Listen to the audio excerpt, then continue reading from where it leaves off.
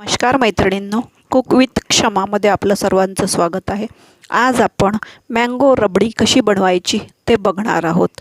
Mango rabri दिसायला आकर्षक आणि खायला स्वादिष्ट लागते। चला तर मग बघूया आपण मँगो रबडी कशी बनवायची ते। मँगो रबडी बनवण्याकरिता आपण जो आंबा घ्यायचा आहे तो दशहरिया घ्यायचा आहे, कारण त्याचा कलर खूप छान असतो आणि रबडीला छान कलर येतो, म्हणून आपण आंबा दशहरिया घ्यायचा आहे। आणि आपल्याला आता एका कढईमध्ये दूध तापायला ठेवायचं आहे। 2 लिटर दूध घेतलेलं आहे, ते तापायला ठेवलेलं आहे। जाडबुडाच्या कढईमध्ये आपल्याला फुल फॅट क्रीम असलेलं दूध घ्यायचं आहे। म्हशीचं दूध घ्यायचं आहे किंवा पॉकेटचं घ्यायचं आहे। पाणी जर असेल तर लवकर आटणार नाही।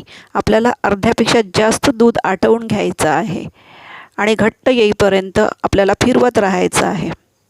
आपल्याला बुडाला लागायला नको म्हणून, घट्ट झाल्यानंतर बुडाला लागायला नको म्हणून आपल्याला सतत फिरवायचं आहे। आता आपण 1 वाटी साखर टाकलेली आहे आणि इलायची पूड टाकलेली आहे। साखरेमध्ये बारीक करून घेतलेली आहे इलायची पूड। आता 1 चम्मच इलायची पूड टाकलेली आहे आणि आंबा जो आहे, आता आपण 2 आंब्याचा पल्प काढून घ्यायचा आहे। आंबा सोलून आंब्याचा पल्प मिक्सरमधून काढून घ्यायचा आहे पाणी न घालता। आता आपण यामध्ये आटल्यानंतर पूर्णपणे आटवून घेतलेलं आहे आपण दूध, आणि आता आपली रबडी तयार झालेली आहे, घट्ट झालेली आहे। आता यामध्ये आपण काजू बदाम पिस्त्याचे काप टाकून घेतलेले आहेत आणि थोडे आपण काजू बदाम पिस्त्याचे काप वाटीमध्ये ठेवलेले आहेत सर्व करण्याकरिता। आता आपली रबडी तयार झालेली आहे आणि गॅस बंद करून घ्यायचा आहे। आता गॅस बंद केल्यानंतर आपल्याला एका दुसऱ्या भांड्यामध्ये काढून घ्यायचं आहे आणि थोडं थंड होऊ द्यायचं आहे। आता थंड झाल्यानंतर आपण यामध्ये आंब्याचा जो पल्प तयार केलेला आहे तो टाकायचा आहे आणि थोडा शिल्लक ठेवायचा आहे वाटीमध्ये आपल्याला सर्व करण्याकरिता। आता आपण व्यवस्थित मिक्स करून घ्यायचं आहे।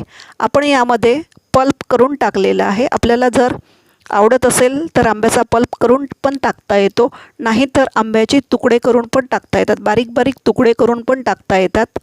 आपल्याला जसं आवडेल तसं आपण टाकू शकतो। तुकडे टाकायचे असेल तर तुकडे पण टाकू शकतो, नाही तर आपण असा पल्प करून पण टाकू शकतो। आता ही आपली रबडी तयार झालेली आहे।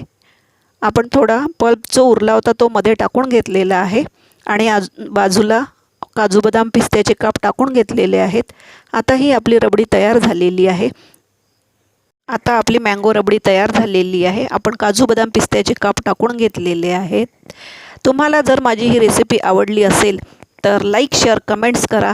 आणि तुम्ही जर माझ्या चॅनलला पहिल्यांदाच असाल, नवीनच व्हिडिओ बघत असाल तर सबस्क्राईब करायला विसरू नका आणि बेल आयकॉनसुद्धा दाबायला विसरू नका, म्हणजेच नवीन जो व्हिडिओ टाकला जाईल तो तुमच्यापर्यंत नक्की पोहोचेल।